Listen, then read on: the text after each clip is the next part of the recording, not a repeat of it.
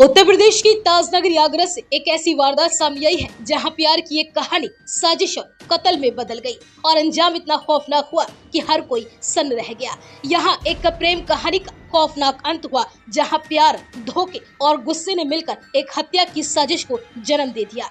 जानकारी के मुताबिक फतेहपुर सीकरी का रहने वाला एक युवक अपनी शादीशुदा प्रेमिका के साथ इटौरा चौराहे पर स्थित होटल ताजपत में पहुंचा। दोनों तीसरी मंजिल के कमरा नंबर 204 में गए, जहां शुरुआत हुई शराब के दौर से। पहले तो दोनों के बीच में प्यार भरी बातें हुई, लेकिन कुछ ही देर में माहौल बदलने लगा। किसी बात को लेकर दोनों के बीच में बहस हुई, जिसके बाद प्रेमिका ने अपना आपा खो दिया। पहले उसने हथौड़े से प्रेमी के सिर पर वार किया, जिससे युवक बेहोश होकर गिर पड़ा, लेकिन उसका गुस्सा यही नहीं रुका। प्रेमिका ने धारदार हथियार निकाला और युवक का गला रेत दिया, जिससे मौके पर ही उसकी दर्दनाक मौत हो गई। लेकिन इस हत्या के बाद जो हुआ वो और भी ज्यादा चौंकाने वाला था।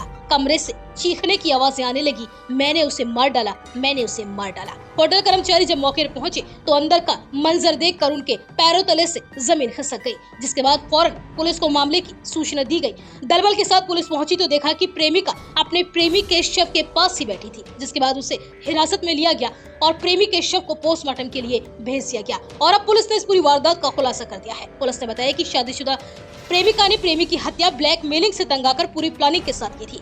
शुक्रवार को प्रेमिका ने पुलिस पूछताछ में बताया वह उसे ब्लैकमेल कर रहा था। पुराने फोटो वीडियो दिखाकर अपने मन का काम कराना चाह रहा था। वो उसे बार बार होटल मिलने के लिए बुलाता था। पति को फोटो और वीडियो भेजने की भी धमकी दे रहा था, इसलिए ही मैंने उसकी हत्या की पूरी प्लानिंग बनाई। प्रेमिका ने आगे बताया कि प्रेमी को उसने दिल्ली से आगरा के एक होटल में बुलाया, खुद बैग में चाकू और हथौड़ा लेकर पहुंची।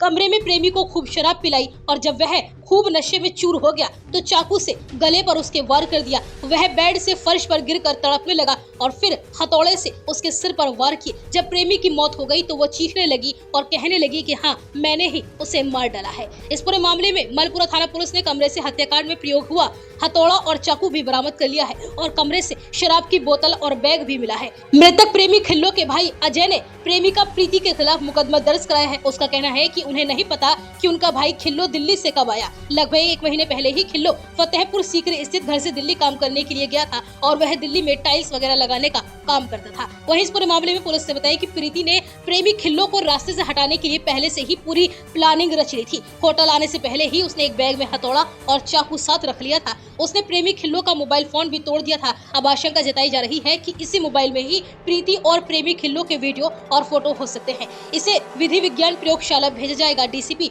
वेस्ट आदित्य कुमार ने इस पूरे वारदात के बारे में बताया कि प्रेमिका ने पूछताछ में बताया है कि प्रेमी खिल्लो के पास उसके कुछ फोटो और वीडियो थे, जिनकी धमकी देकर वो उसे बुलाता था और ब्लैकमेल कर रहा था। पुलिस कॉल डिटेल के आधार पर फिलहाल छानबीन कर रही है कि दोनों कब से रिलेशनशिप में थे। इसके साथ ही इस हत्याकांड के अन्य पहलुओं की भी पुलिस छानबीन में जुटी हुई है।